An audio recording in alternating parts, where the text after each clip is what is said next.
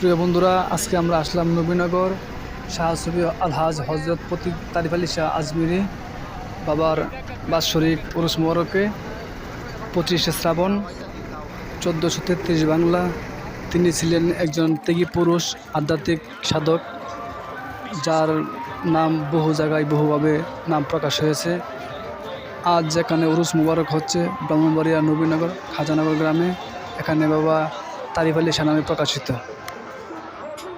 নবীনগর তারিফ আলী শাহ নামে প্রকাশিত, বগডোর গ্রামে নায়েব আলী শাহ নামে প্রকাশিত, রাজশাহী জেলাতে তাহের বাবা নামে প্রকাশিত, জামালপুরে প্রতীক বাবা নামে প্রকাশিত, আর চট্টগ্রামে মধু বাবা নামে প্রকাশ।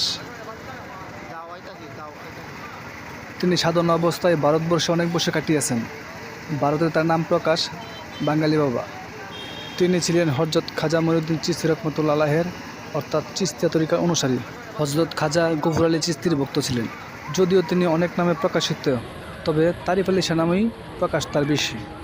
তিনি উফাত গ্রহণ করেন নাটোর জেলার লালপুর বাহাদুরপুর গ্রাম, তার নিজস্ব খানকায় তিনি উফাত গ্রহণ করেন। সেখানে সমাধিস্থ করা হয়, সেখানে গড়ে তুলে ভক্তরা মাজারকে কেন্দ্র করে সেখানেও বাৎসরিক উরুস মোবারক উদযাপিত হয়। তারিফ শাহ বাবার মহান একটি বাক্য আছে, সেই বাক্যটি হলো খাজাই খাজা, প্রেম প্রীতি সম্বল।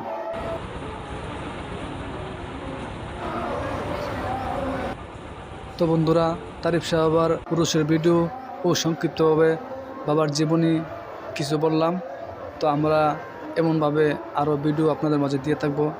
আপনারা কামাল হোসেন চিশতি চ্যানেলটি সাবস্ক্রাইব করে আমাদের পাশে থাকবেন ও আমাদেরকে উৎসাহ দেওয়ার চেষ্টা করবেন। ধন্যবাদ সবাইকে।